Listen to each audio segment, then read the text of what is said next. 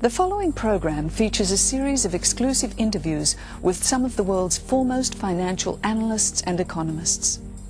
What they say about today's uncertain economic times and how to protect, preserve, and even increase your wealth may quite possibly change the way you look at your investments and your future. The markets are screaming at us right now. We don't know where to go. We don't know what's safe. We don't know what the long-term trends are. There's an inflation in prices coming down the road that very few expect and nobody will be able to explain. That will take everyone by surprise. We have the oil price at an all-time record high. The commodity price is at a 24-year high. These things are all telling us something. That volatility in all these markets is really for those that are paying attention, saying, look, you got to wake up, you've got to put some money in the metals, and you've got to be aware going forward politically and economically that we are in uncharted waters, and you better protect yourself. The last two generations are the only two generations in American history that have never seen hard times. People don't realize that. And what's worrisome to me is that when they see hard times, it's going to be very hard. So U.S. people, whether they're earning now or particularly if they're retired or looking ahead to retirement, I mean, in my view, they've got to hedge against that dollar. They've got to hedge. And there's essentially two ways to hedge. One is in currencies and one is in gold. There's really no other way. This time around, gold is not just going through the roof, it's going to the moon. Gold will rise. And I've told you exactly when and how and why. And the value that it will be looking for right now is above $1,650 an ounce and rising.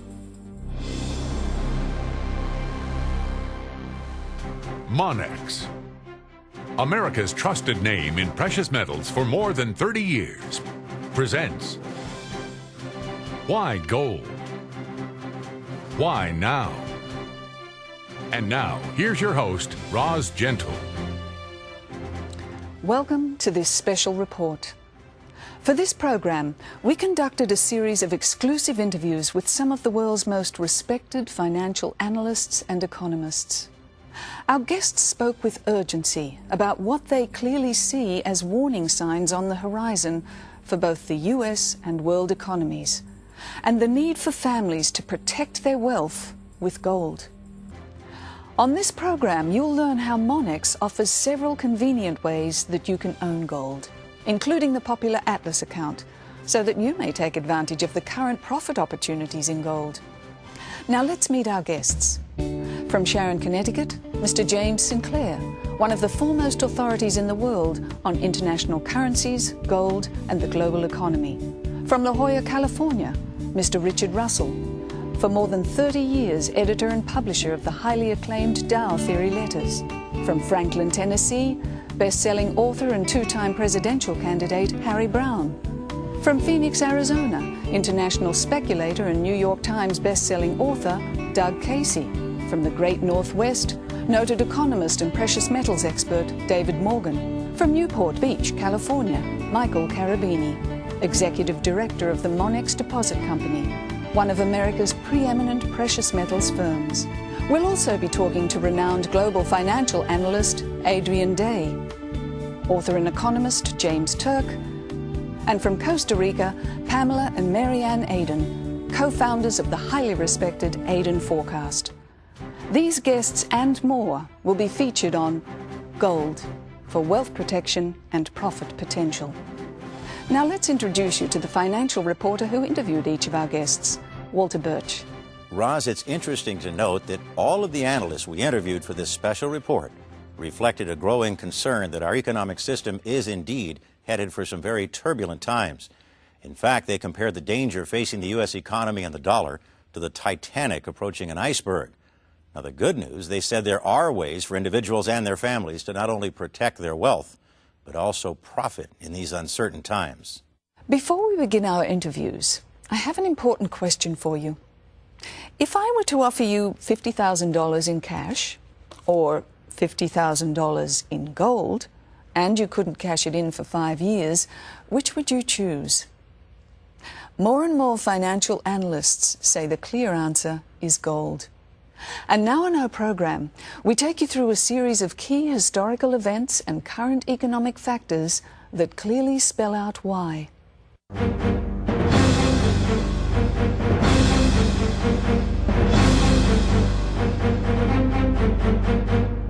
Just 3 years after signing the Federal Reserve into existence, President Woodrow Wilson made the following statement: "I have unwittingly ruined my country.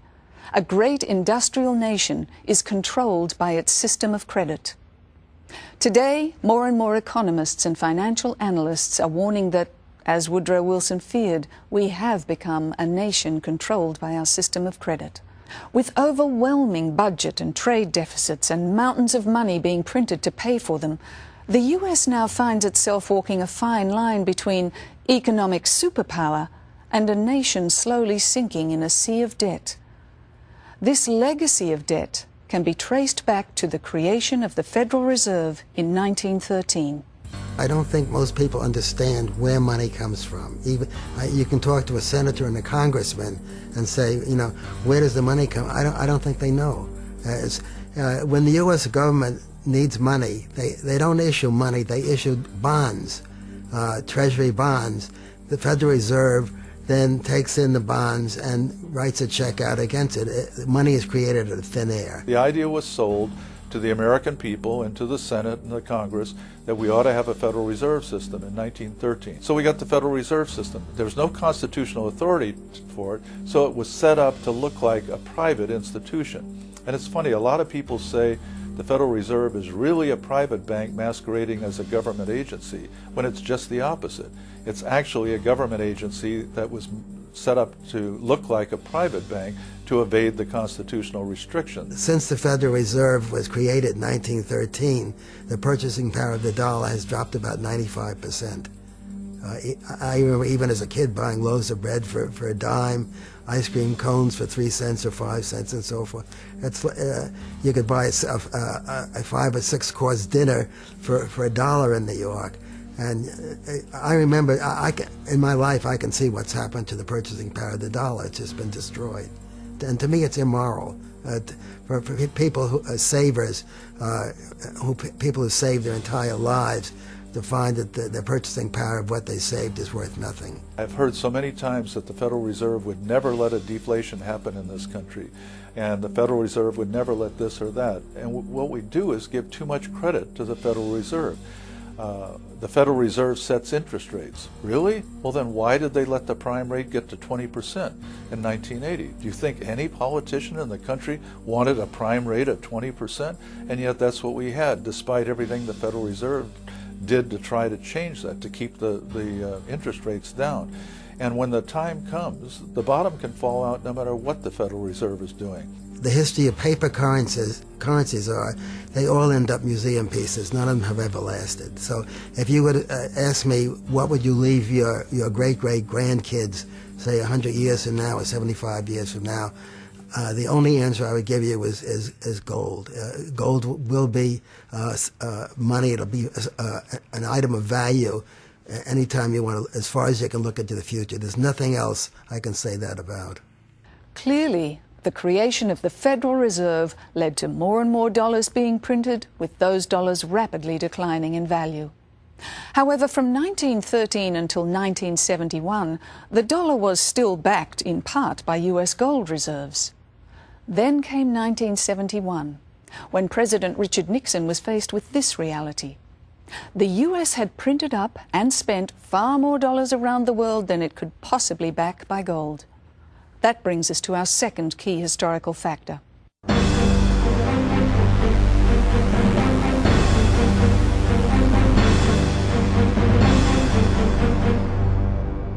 Problem with the United States dollar is that it was so strong and so good for so long. Up until 1971, it was backed by gold. Everybody trusted the United States, and because of that, everyone used the dollar as their reserve, because the dollar was actually a warehouse receipt that was valued on that piece of paper for a certain amount of gold, and everybody knew that. Well, the French caught on and knew that the United States really didn't have the amount of gold that they said they had, and so they called their bluff, more or less. They said, okay, This is what this receipt says. It says, if I turn these in, I'm going to get this much gold. And they started sending their dollars back to the United States and started draining the reserves, the gold reserves of the United States of America. This happened under the Nixon administration. And his best counselors at the time advised him that he had to throw in the towel. He had to renege on that promise. So in August of 1971, Nixon said, I'm closing the gold window. We are no longer honoring the dollar based upon a gold standard. And it was from that moment forward that the U.S. dollar lost the greatest percentage of its buying power, both nationally and internationally. Well, when you keep your assets in U.S. dollars, you're keeping your assets in an entity that fluctuates in value based upon the whims and indeed the psychoses of the politicians that control its value. What is the dollar? But it's a liability of the U.S. government, and it's increasingly going to be recognized in the future the U.S. government is bankrupt. So it's foolish to keep your assets in the liability of a bankrupt entity. So U.S. people, whether they're earning now or particularly if they're retired or looking ahead to retirement, I mean, in my view, they've got to hedge against that dollar. They've got to hedge. And there's essentially two ways to hedge. One is in currencies and one is in gold. There's really no other way. And all you've got to do is look at continued government spending, deficit spending, the obligations that the federal government has in the United States with respect to entitlement programs. So we are going to continue to print dollars, and the more we print to take care of the economy and all these obligations, the more the value of the dollar is going to decrease, and that is bullish for gold. The United States government, as all governments, literally have a blank check for whatever they need. They can produce paper required to make payment, to pursue a war, to go into space, to build a pipeline, to do anything. That blank check has been the substance and foundation of all the speculative bubbles in my lifetime and in the lifetime of the viewers. And I'm wholly convinced, intellectually, intuitively, by my education, and by my experience, that the foundation is shifting here and now.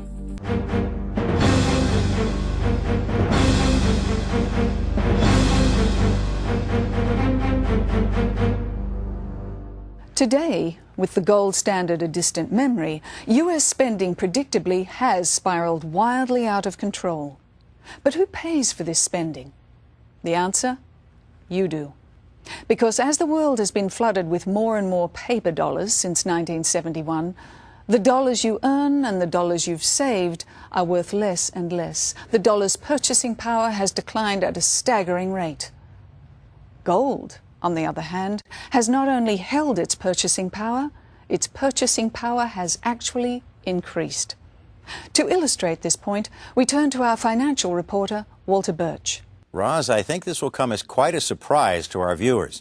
In 1971, a new Mustang Standard Coupe could be purchased for 83 ounces of gold, or the equivalent of approximately $2,900. Now today, that same 83 ounces of gold could not only purchase a Standard Coupe, but a fully loaded top-of-the-line Mustang, with more than $5,000 left over, enough to buy gasoline for the car, even at today's prices, for several years. So, coming full circle, we can now see that the President's decision in 1971 to leave the gold standard behind has contributed to a dramatic decline in the purchasing power of the dollar. A dollar no longer backed by gold, but in reality, by you and your taxes.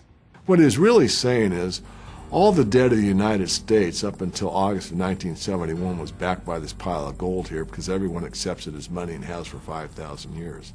But we don't have nearly the amount of gold compared to the amount of paper we put out in the world, and France called our bluff. So because they called our bluff, we have canceled our agreement. We have reneged on our contract. And now what we're going to do is for everybody that has a demand on the United States, we're going to put it on the burden of the taxpayer of the United States. So if you have a debt against the United States, we're going to make our workers pay for it from now on. That's what he really said. But very few people understand that. They wonder, well, what does Mr. Morgan mean here? I mean exactly what I said, that the productive capacity is the government's ability to tax you to be able to pay for money that they spent that they didn't earn. And if that doesn't wake you up right now, nothing I say in this interview will.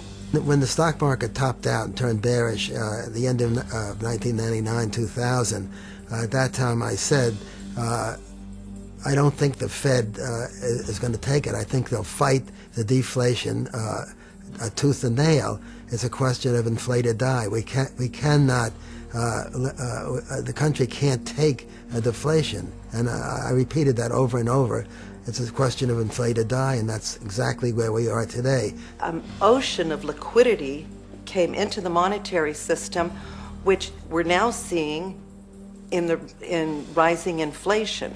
This has always been the cause of inflation. It always will be.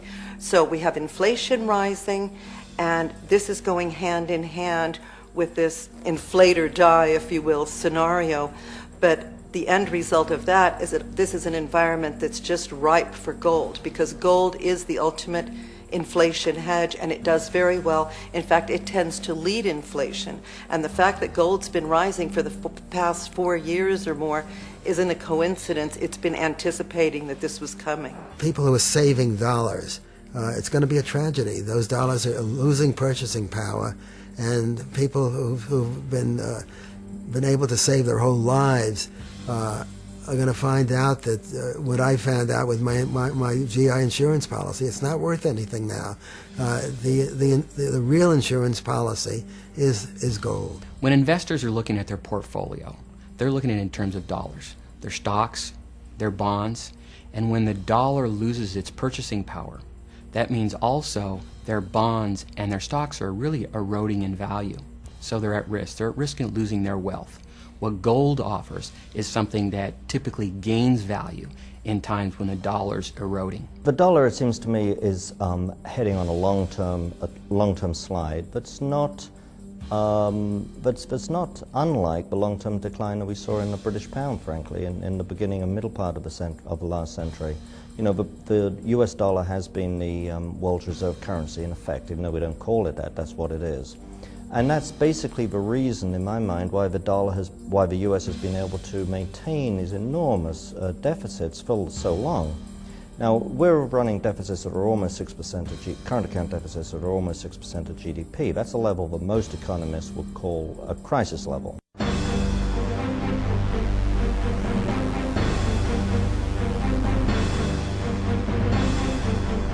I would suggest to you that if you use the analogy of the Titanic, this thing's already on top of the iceberg. And now it's teeter-totter between perception and reality. Today, the United States finds itself moving full speed ahead through very dangerous waters. Like a family that spends far more money than it takes in or consumes far more than it produces, we find ourselves surrounded by a growing mountain of debt that has escalated to crisis levels unprecedented in history. While there are those who feel this debt can continue to grow without consequence, the financial experts we spoke to feel it's simply unsustainable and will soon have to pay the piper. Ironically, it's these tough economic times looming, they say, that makes this the perfect time to both protect and increase one's wealth with gold. It's a bear market in the US dollar. It's not going to be anything different until that market is convinced that new policies have been adopted by the financial management of the United States of America that will, in fact, reduce the budget deficit, turn around the trade deficit, and therefore turn around the current account deficit, which is running at the highest level in my lifetime as the speedometer of dollars exiting.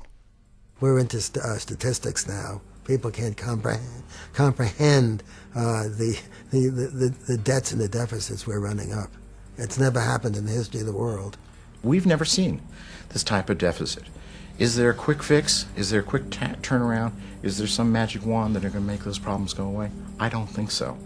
And as long as those problems continue, gold is a good place to be, because gold offers you an inverse relationship to the dollar. I can take a chart and show you a chart of gold moving at a 30-degree angle to the upside. At the same time, I can show you a chart of the dollar moving at a 45-degree angle to the downside. If you overlay one on top of the other, you'll see they're very, very, very closely related. So it doesn't really take too much of a rocket scientist to figure out why it's not a bad idea to have a little bit of your money in gold right now. In the course of these interviews, our analysts talk about the U.S. dollar as the reserve currency of the world. It's important to understand what this means. Because of this single fact, there is so much at stake when confidence in the dollar declines, not only for the U.S., but for the entire world, who keep virtually all of their reserves in U.S. dollars. As confidence weakens internationally in the dollar, two very serious problems could occur. One, countries may be less and less willing to finance the U.S. debt paid back by dollars off the printing press. And two, countries holding dollars may return or repatriate a flood of dollars back to the U.S. Many economists feel this would contribute to a massive wave of inflation, the likes of which the world has never seen. It's ironic that what helped establish the dollar as the reserve currency of the world was the fact that it was backed by gold. You may be familiar with the saying, sound as a dollar, good as gold. It's important to realize that the dollar is the #1 form of money in the world. People all over the world hold dollars for one or another reason, for international trade, as a hedge against their own currencies, as just a store of value. There are all kinds of reasons that people have, and when they have need for something other than their own currency, most people turn to the dollar, as long as things are normal.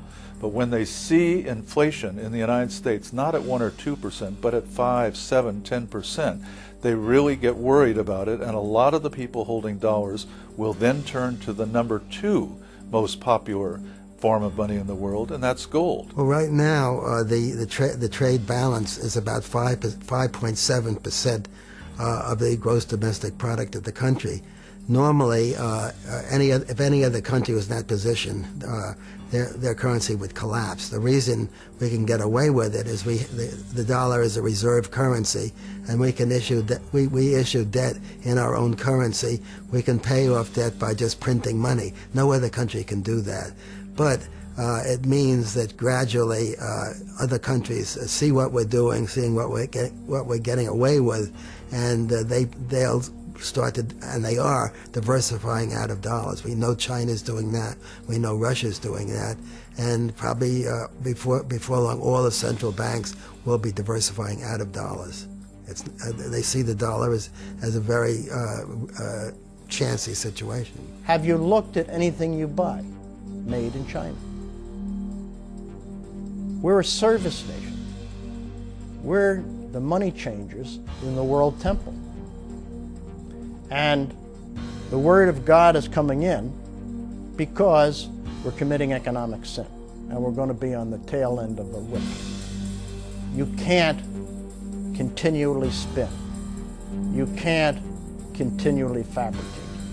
You can't continually stick your finger in one hole, your toe in the other, your tongue in one, and your nose in one, as the dike begins to leak.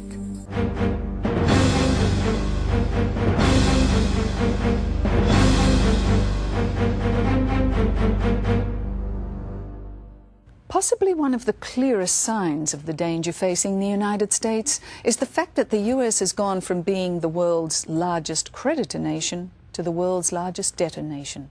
The US has such enormous deficits that we can only be kept afloat if other countries in effect lend us the money to continue, by purchasing US Treasury bonds, bonds whose yield is paid by US dollars, created on a printing press. Therefore, we are indeed dependent upon the kindness of strangers, at a time in history when conflicting monetary and political interests, even terrorism, are telling us it's not wise to rely on this economic lifeboat much longer. The United States really is not producing that much. All they're doing is they're producing debt, and they're sending it over in exchange for these products. So now it would be equivalent to you, Walter, having a tree in your backyard and taking money off of that tree and giving it to me, and I am manufacturing shoes, for example. So every time you want to get, you're in the shoe business, so all you do is you just go in the back, pick up all the paper you want, and you have this beautiful business going. It costs you nothing to go take that money off the tree, so to speak, except maybe a few minutes. You give it to me, I accept that, and I give you all these shoes, and you've got a booming shoe business. How long can that go on? It's basically unsustainable. I mean, it's doubled and tripled over the last 10 years, and it's unsustainable.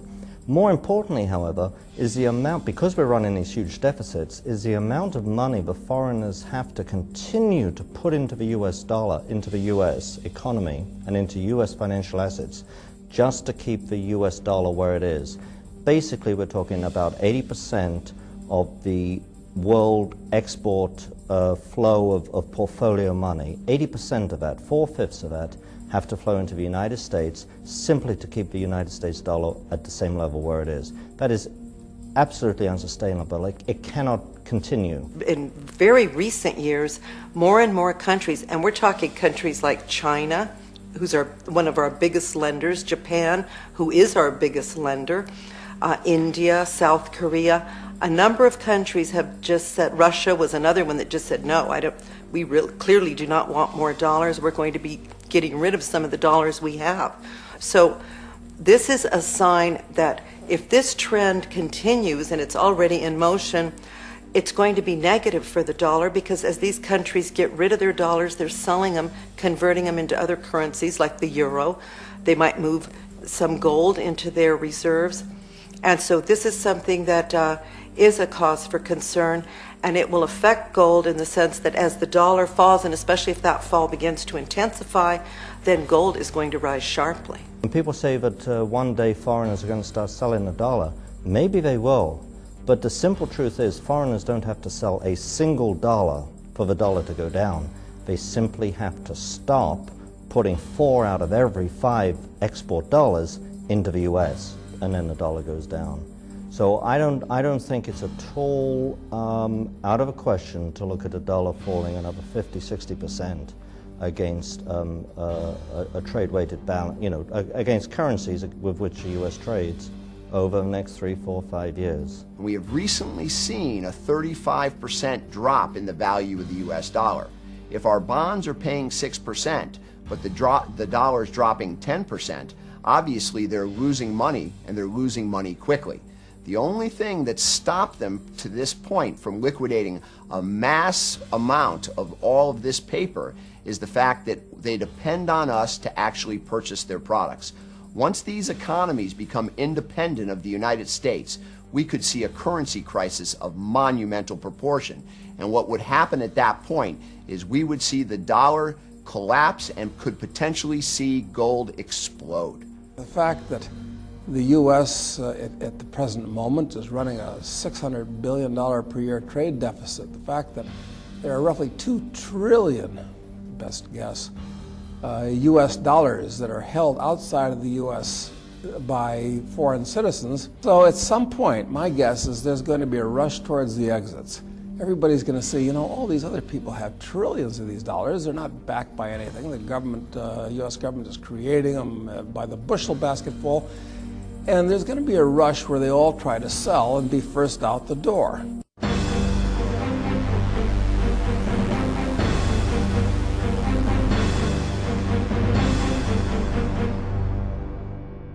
The lesson of history is quite clear on this point.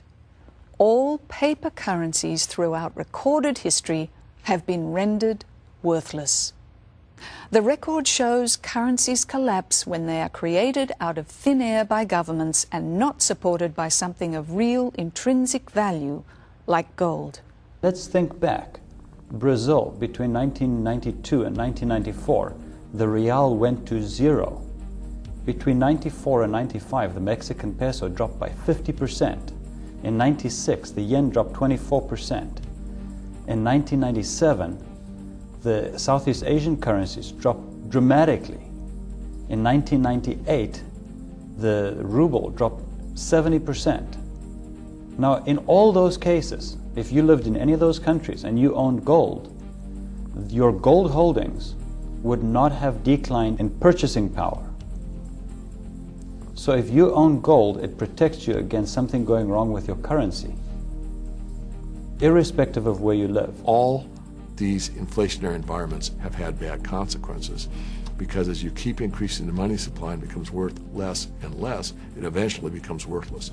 Once it becomes worthless, the game is over. No one wants that to happen, least of all the government, because if the currency isn't accepted anymore, then you really could have a situation of a panic or near panic.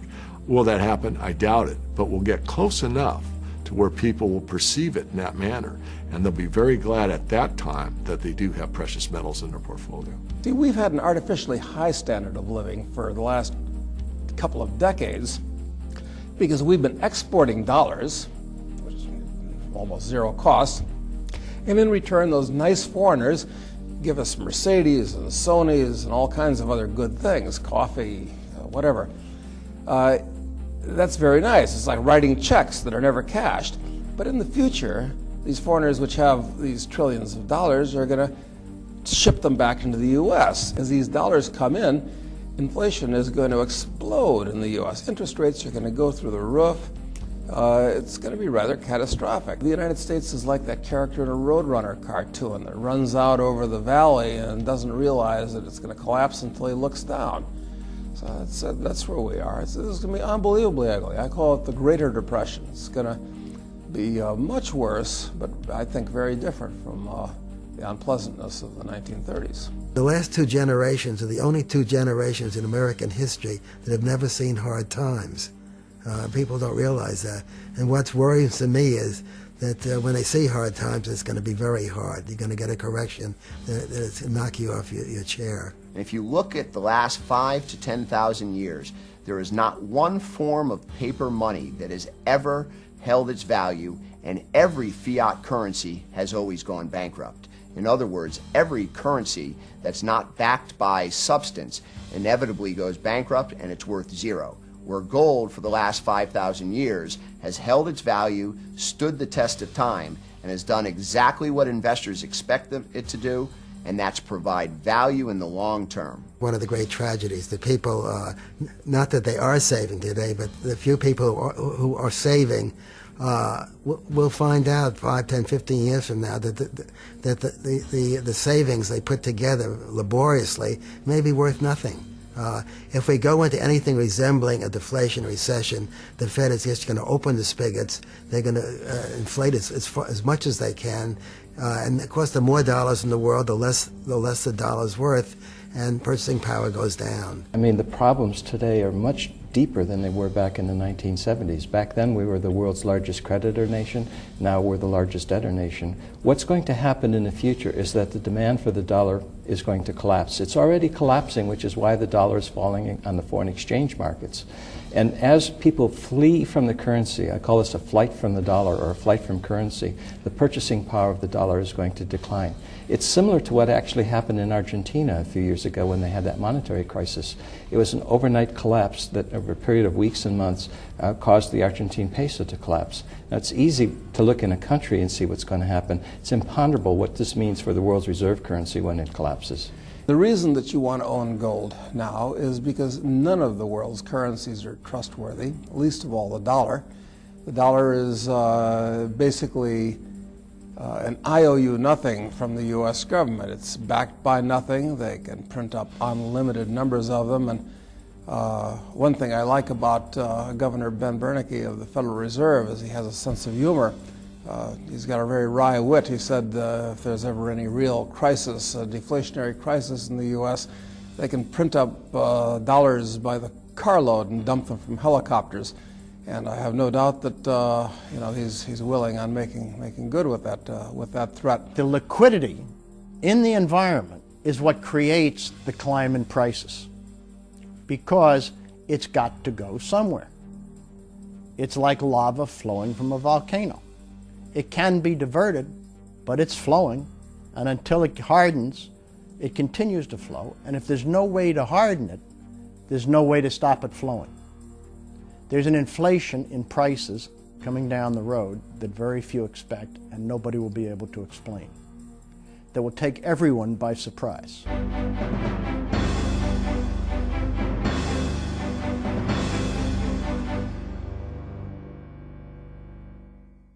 There is some good news to report. You're about to hear that the concerns of the day need not rule our lives.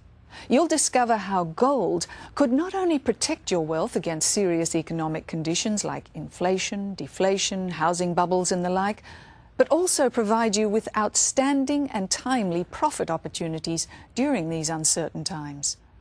While the US has more than 200 years of history leading up to its current predicament, gold has more than 5,000 years of history as a true storehouse of wealth, real money, gold coins and bullion that can help protect and even increase your family's wealth. We're here to enjoy our lives, not to agonize over them. And our investments are just a tool to help take care of ourselves, to be able to enjoy the present but without sacrificing the future in the process. I come to a point where I say, well, I'm just not going to worry any further. I mean, you can worry yourself to death.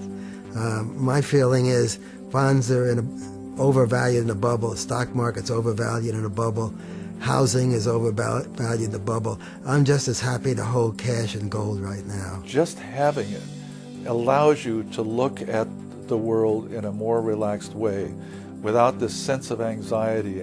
Am I doing the right thing? Have I bought the right stocks? And so on. You can relax a little. You know that whatever comes, you're going to be taken care of. Irrespective of where you live, gold will protect the purchasing power of your assets, your capital, against the devaluation of your local currency. At this point, it's very simple for the average person who wants to safeguard himself. They just ought to buy gold. And they ought to keep their savings there. They ought to look at it as an investment. I wouldn't be in the stock market now. I mean, people forget that in 1974, the Value Line Index, which is the broadest general index with many stocks that don't have any dividend yield, the Value Line yielded an average of 7.8% in dividends.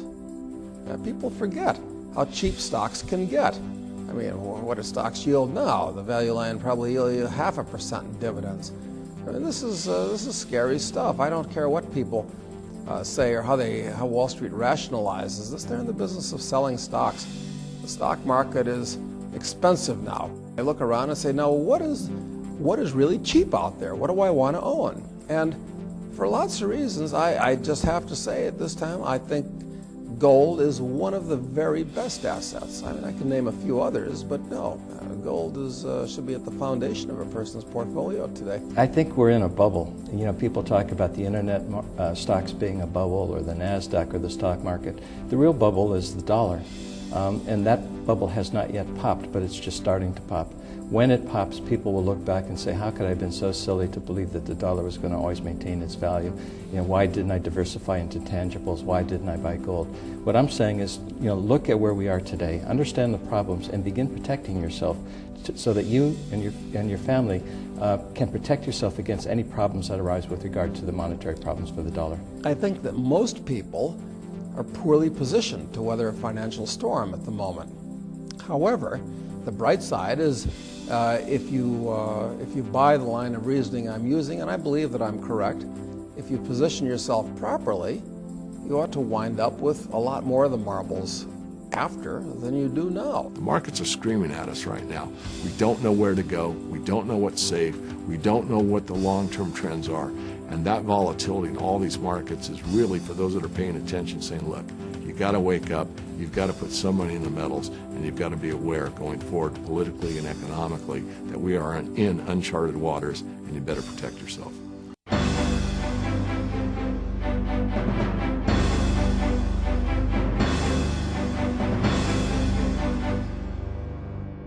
Is it any surprise that in these uncertain times the world is already turning to gold as a preferred storehouse of wealth? The fact is, a gold bull market is well underway.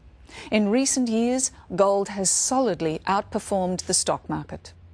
Beyond the United States, individual accumulation of gold is on the rise, as citizens from emerging economies like China and India are acquiring gold like never before. Governments can print up more and more money, but they cannot create more gold, and that makes it a rare and valuable commodity to own. What you're looking at is the first phase of a long-term bull market in gold that is coming to fruition. We're still in what I call the first psychological phase of the gold bull market, and this is the phase where informed, intelligent people, seasoned investors, decide that gold it's time to buy gold. It looks cheap. However, they start accumulating gold. Well, of course, a lot of things affect the precious metals. There's the macroeconomic situation, there's the geopolitical situation, and then there's the industry-specific situation. And I think right now they're all very favorable for gold, frankly. I mean, the economic situation, of course, we have modest economic growth around the world, albeit falling growth or stalling rate of growth in Japan and Europe, but nonetheless positive economic growth. We have low interest rates, albeit rising rates, but still low rates on a historical basis. And we have, of course, a falling dollar. And the falling dollar is in and of itself bullish for gold. And I think it's been the main driver of gold over the last several years. Since 2000, a mega shift has happened. It's something that we often talk about. The environment went from going from stocks, which were equity markets, were the rage, and that soured in 2000. The market came down sharply, and gold has been stronger than stocks or bonds since then. Gold is the one asset that is not somebody else's liability. If you have gold coins, nobody owes you anything. If you have a treasury bond, if you have a stock, if you have a savings account, whatever it is, somebody owes you something. This is all you have is a piece of paper that says somebody owes you something. But when you have the gold in your hand, nobody owes you anything. You know, people are starting to recognize, that there is a unique opportunity here to accumulate gold while it's still cheap, and hold that gold and let the value of it unfold in the years ahead as the monetary problems of the dollar become more apparent. You get the euphoria at the end of the cycle rather than the beginning of the cycle, and you have to address yourself, do I really want to buy gold? At the early stages of a cycle, it's hard to say yes to that answer because nobody else is doing it, but that's where the really good value manifests itself, when you're going against the crowd. And you have to view yourself as an accumulator. The Warren Buffett approach. You buy something that's undervalued and you let its value unfold over time. Oh, I think that this time around, gold is not just going through the roof, it's going to the moon. This is going to be, it's going to be a moonshot this time around. The economic clock on the wall tells me that just like in the early 70s, this is the time to buy commodities in general, and that's true of almost all commodities, I think, but in particular, gold, and for a different set of reasons, silver, the two precious metals. Gold will rise, and I've told you exactly when, and how, and why. And the value that it will be looking for right now is above $1,650 an ounce, and rising. Take a position and hold on for the ride, because I'm telling you, it's going to be a heck of a ride. And I'll go on record as this, and I don't mind saying it. The last move from 1971 to 1980, that's the warm-up phase compared to what's going to happen over the next 10 years in the metals markets.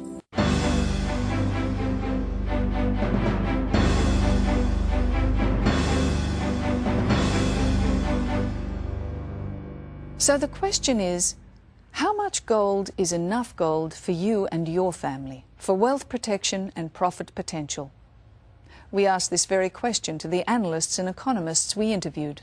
One of the big questions, even in my mind, is how much gold versus other liquidity should you own? 5 years from now, I might say, I wish I had everything in gold. Personally, I don't mind owning a lot of gold, up to 30–40% of my liquid wealth. But for the average person, I think they should own at least 10 to 15%. 5% to 33⅓% of your liquid net worth should be in gold. If somebody's got liquid assets, most of it ought to be in gold and silver. I know that sounds completely outrageous, but that's the way I feel about it. And I felt that way about it for several years. And I'm fairly confident that I'm going to feel that way about it for 3 or 4 or 5 or 6 years to come. In these times, it truly is an insurance policy, and it's something as to offset the uncertainty we're seeing in the world and the things that are happening. Yeah, it's something that should be in everyone's portfolio, even if it's a small amount. When people look at their core position in gold and having 10%, it does give them the confidence, the insurance, the real foundation of their portfolio. But what they do then look at is, how can I profit from that position? Well, when times are very attractive for gold and gold moves dramatically to the upside, they need to have something that they would be able to sell. And now what we're talking about is an opportunity position.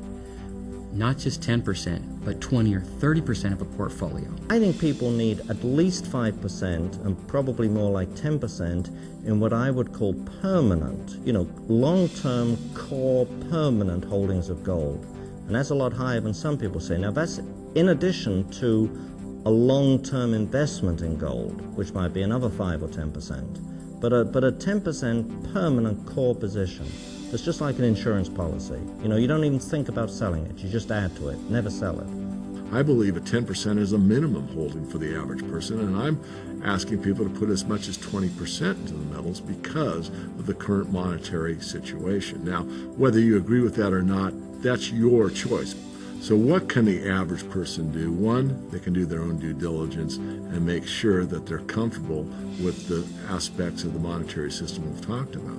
Once they determine that for themselves, then they must take action. And the action they can take is very simple. It's easier to buy gold and silver than it is to open a stock brokerage account. It's easier to buy gold and silver than it is to open up and get a bond. It's easier to buy gold and silver than to do a real estate transaction.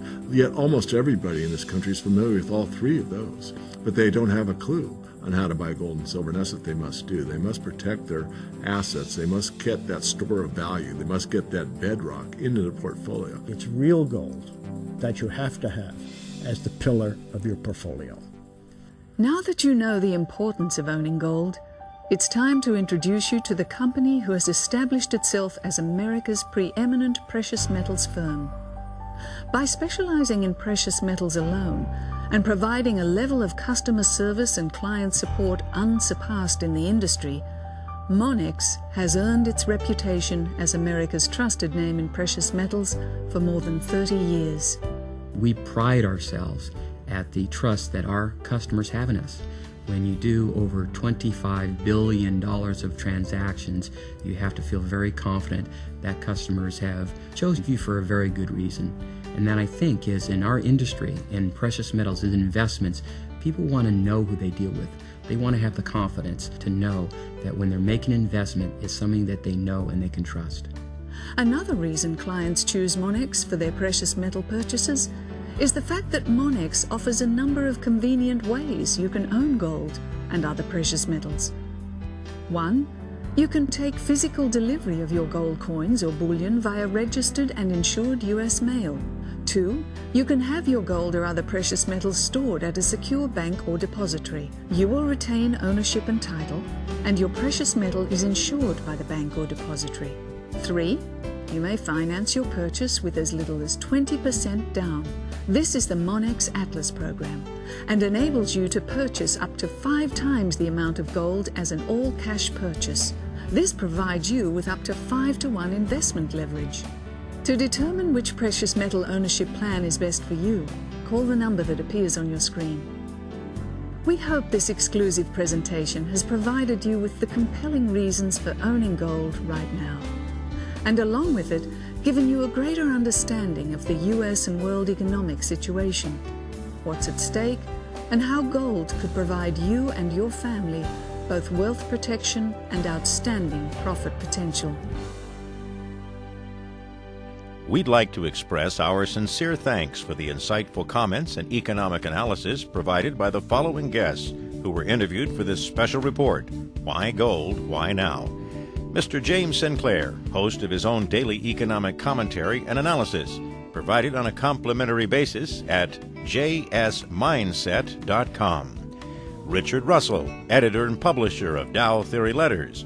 For subscription information, you may log on to dowtheoryletters.com. Doug Casey, best-selling author and editor of The International Speculator. For subscription information, you may log on to caseyresearch.com. Harry Brown, best-selling author and presidential candidate. You may contact Mr. Brown at harrybrown.org. Adrian Day, Global Analyst and President of Adrian Day Asset Management. You may contact Adrian Day at adriandayassetmanagement.com. David Morgan, Economist and Precious Metals Expert. You may contact Mr. Morgan at silver-investor.com. Pamela and Mary Ann Aden, Investment Analysts and Editors of the Aden Forecast. For subscription information, you may log on to adenforecast.com. James Turk, author of The Coming Collapse of the Dollar and How to Profit from It, and editor of the Free Market Gold and Money Report. For subscription information, you may log on to fgmr.com. Paul Van Eden, investment analyst and editor of his own newsletter. For subscription information, you may log on to paulvaneden.com. Michael Cugino, president and portfolio manager of the Permanent Portfolio Funds. For more information, you may log on to permanentportfoliofunds.com. And from the Monex Deposit Company, Mr. Michael Carabini, Michael Maroney, and Richard McCormick. If you would like additional copies of this special report, you may call Monex at 1-800-894-8883.